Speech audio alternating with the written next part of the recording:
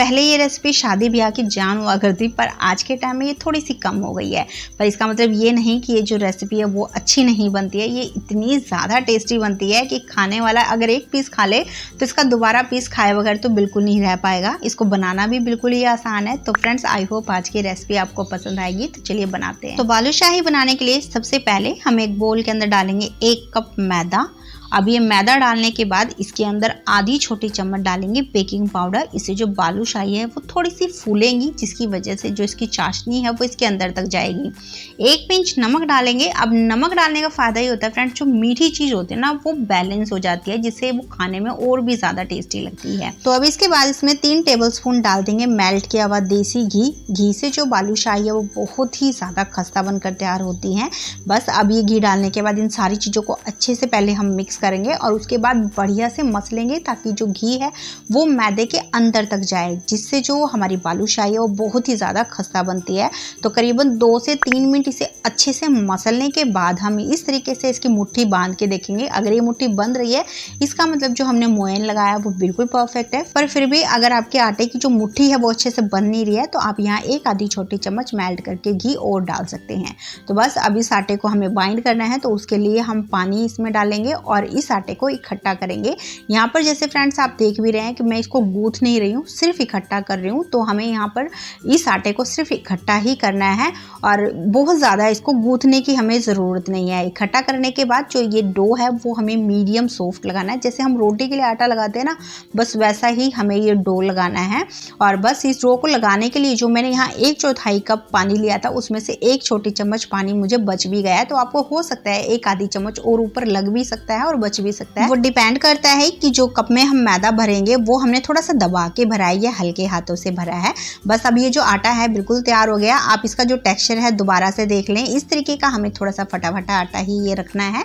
अब इस आटे को हम अच्छे से कवर करके करीबन 15-20 मिनट के लिए रख देंगे, ताकि आटा थोड़ा सा सेट भी हो जाए और अच्छे से फूल भी जाए। अब इसके बाद जब ये आटा हमारा रेस्ट कर रहा है, हम इसके लिए चाशनी बना लेंगे। तो उसके लिए हम कढ़ाई के अंदर डालेंगे 1.5 कप चीनी। तो बिल्कुल चीनी आपको थोड़ी ज़्यादा लग रही होगी, तो थोड़ी ज़्यादा ही हमें बनानी होती है। वैसे तो 1 कप मैदे के मेजरमेंट के हिसाब से 1 कप चीनी बिल्कुल परफेक्ट होती है, पर आपको पता ही है कि जो शुगर सिरप है उसके अंदर हमें बालूशाही को डिप करना है, तो इसलिए हमें थोड़ी सी एक्स्ट्रा जो है इस चीनी लेनी है।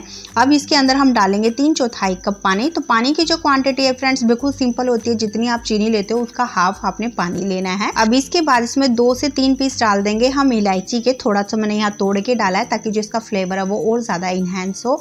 तो इससे जो बालूशाही है खाने में और ज़्यादा टेस्टी लगेंगे। वैसे आप चाहें तो इसे स्किप कर सकते हैं, या फिर इसकी जगह आप यहाँ 1 पिंच केसर भी ऐड कर सकते हैं। अब अगर आपने मार्केट के बालूशाही खाई ही होंगे या फिर देखी होंगे, तो आपको पता है कि उसमें हल्का से ऑरेंज सा कलर होता है। तो उस कलर को लाने के लिए यहाँ मैं यूज़ कर रही हूँ 2 पिंच ऑरेंज फूड कलर। इससे बालूशाही का कलर बहुत अच्छा आता है, टेस्ट में कोई फ़र्क नहीं होता है। वैसे अगर आप चाहें तो इसे पूरी तरीके से स्किप कर सकते हैं, कोई ज़रूरत नहीं है अगर आप सिर्फ घर के लिए इसे बना रहे हैं तो। या फिर इसकी जगह जैसे मैंने आपसे पहले कहा था कि अगर आप 1 पिंच केसर भी डालेंगे तो भी जो आपकी बालूशाही है उसमें एक अच्छा सा कलर आ जाता है। तो बस अब आंच को लो और मीडियम के बीच में करेंगे और इसे कंटिन्यू चलाते हुए हम चीनी को एक बार मेल्ट कर लेंगे। जब चीनी पूरी तरीके से पिघल जाए उसके बाद आंच को मीडियम पे करेंगे और इसको करीबन 2 से 3 मिनट के लिए पका लेंगे। 2-3 मिनट पकाने के बाद इसको हम चेक करेंगे। चेक करने के लिए आप स्पैचुला पे हल्की सी चाशनी ठंडी कर लें और उसके बाद उंगली और अंगूठे के बीच में इस तरीके से करके देखें। जैसे आप देख रहे हैं ये जो तार है वो बार बार टूट रहा है, तो बहुत टूटी फूटी सी ये तार बन रही है। बस ऐसी ही चाशनी हमें रखनी है। अगर आपने थोड़ी सी ज़्यादा पतली चाशनी रख दी तो इससे जो हमारे बालूशाही है ना वो बहुत ज़्यादा सोगी बनेगी। तो बस चाशनी बिल्कुल तैयार हो गई है। अब इसको हम ढक कर साइड में रख देते हैं और इधर जो आटा हमने रखा हुआ है, अब इस आटे को हम इस तरीके से प्लेटफॉर्म पे या फिर किसी चॉपिंग बोर्ड पे रखेंगे और इसको बेल लेंगे। बेलने के बाद इसके सेंटर में इस तरीके से हम कट लगाएंगे और उसके बाद जो ये वाला पोर्शन है इसको उठाकर इसके ऊपर रख देंगे। उसके बाद फिर से सेंटर में इस तरीके से हम कट लगा देंगे। अब ये जो दोनों पोर्शन बने हैं इसको हम इसके ऊपर रखेंगे और उसको अच्छे से दबाएंगे और उसके बाद फिर से इसे बेल लेंगे। तो जो ये वाला स्टेप है ये कम से कम हमें 4 से 5 बार करना है। ऐसा करने से जो हमारी बालूशाही है वो उसके अंदर तक लेयर बनेगी, जिससे वो और भी ज़्यादा खस्ता और रसीली बनेगी। तो जब करीबन 4-5 बार इस स्टेप को हम कर लें उसके बाद इसको हमें फिर से जो है थोड़ा सा बड़े साइज में बेलना है।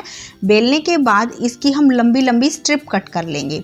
बस अब इन स्ट्रिप्स को कट करने के बाद अब ये एक स्ट्रिप हम लेंगे और इसको हम अच्छे से रोल करेंगे।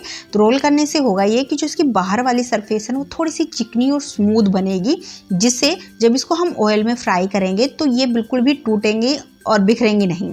तो अब इसको हम इस तरीके से कट लगा लेंगे। तो बालूशाही जितनी भी छोटी या बड़े साइज़ की आपने बनानी है उसी हिसाब से आप यहाँ इसे कट कर लें। बस एक बार सारी जो स्ट्रिप है ना इसमें हम कट लगा लेंगे। अब इसके बाद इसका एक पोर्शन लेंगे और इसे हथेलियों के बीच में हल्का सा दबाते हुए हम इस तरीके से घुमाएंगे। इससे जो इसकी ऊपर की सरफेस है थोड़ी सी चिकनी होगी और उसके बाद जब इसे हम फ्राई करते हैं तो बिल्कुल भी ये टूटती बिखरती नहीं है। तो ये वाले जो स्टेप है ना फ्रेंड्स आपने बहुत ध्यान से फॉलो करना है, तो ही जो आपकी बालूशाही है वो बिल्कुल परफेक्ट बनकर तैयार होगी। तो इस तरीके से रोल करने के बाद अब अंगूठे से या फिर उंगली से इस तरीके से इसमें होल करेंगे। थोड़ा बड़े साइज का होल करना है ताकि जो बालूशाही है वो अंदर तक बिल्कुल अच्छे से जो है फ्राई हो।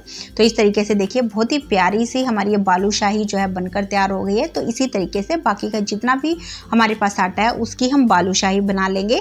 अगर बालूशाही को बनाते समय आपको ऐसा लगेगा ना कि इसकी जो शेप है वो बन ही नहीं रही है, बहुत ज़्यादा उसमें लेयर बन रही है, तो आप इस तरीके से थोड़ा सा पिंच करके उसको ठीक भी कर सकते हैं। तो बस इसी तरीके से मैंने सारे आटे की जो बालूशाही बना ली हैं। अब इन्हें हमें फ्राई करना है। तो उसके लिए पहले हम आंच पे तेल रखेंगे। तो मैं इन्हें तेल में बना रही हूँ, आप चाहें तो घी में भी बना सकते हैं। अब इस तेल को हम बिल्कुल हल्का सा गर्म कर लेंगे, इतना कि जब इसमें हम इस तरीके से बालूशाही डालें तो वो बालूशाही के साइड में बिल्कुल हल्की हल्की सी बस बबल्स आए। तो बस ये जो तेल है बिल्कुल सही गर्म हो गया। अब एक एक करके इसके अंदर हम ये जो बालूशाही है वो डाल देंगे। तो एक साथ हमें सारी नहीं डालनी है, थोड़ी सी कम क्वांटिटी में आप डालना, क्योंकि जब बालूशाही ये फ्राई होंगी तो अपने साइज से थोड़ी सी फूल के डबल हो जाती हैं। अब इनको डालने के बाद बिल्कुल धीमी आंच पे इसे हमें थोड़ा सा फ्राई होने देना है। अब जैसे जैसे ये सिकती जाएंगी अंदर से आप नोटिस करेंगे कि जो बालूशाही है वो ऑयल के ऊपर बिल्कुल फ्लोट करने लगेंगी। जब ये तेल के ऊपर बिल्कुल तैरने लगे उसके बाद आंच को हम लो और मीडियम के बीच में कर देंगे। और अब चम्मच से या फिर किसी स्पैचुला वगैरह से इसको हम बहुत ही हल्के हाथों से पलट देंगे। यहाँ पर बालूशाही बहुत ज़्यादा सॉफ्ट होती है फ्रेंड्स, तो बहुत ही हल्के हाथों से आपने इनको पलटना है। तो बस बीच बीच में थोड़ा बहुत इनको उलटते पलटते ज़रूर रहना है ताकि जो बालूशाही है वो अंदर तक बिल्कुल अच्छे से भी फ्राई हो और इसमें बढ़िया सा कलर भी आए।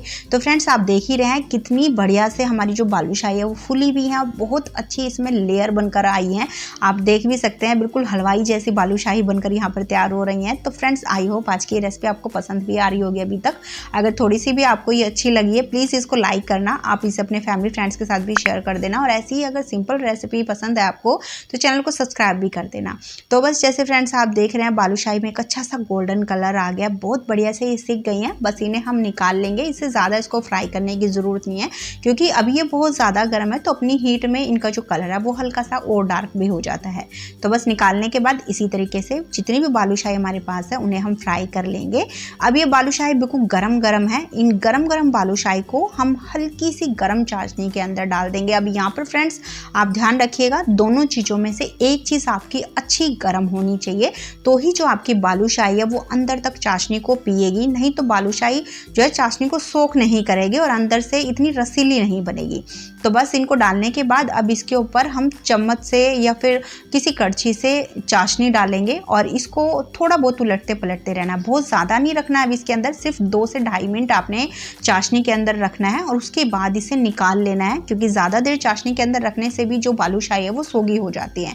तो निकालने के बाद आप इसे इस तरीके से किसी छन्नी पे रख दें ताकि जो इसकी एक्स्ट्रा चाशनी है वो निकल जाए और साथ में ये हल्की सी ठंडी भी हो जाए। तो बस ये हमारी बालूशाही बन के बिल्कुल तैयार हो गई। अब इनको थोड़ा सा चांदी का वर्क और बारीक चॉप के पिस्ता से गार्निश करेंगे। आप अपने मनपसंद तरीके से इसे गार्निश कर सकते हैं और अगर नहीं भी करेंगे तो भी चल जाएगा, क्योंकि ये खाने में पहले से ही बहुत ज़्यादा टेस्टी है।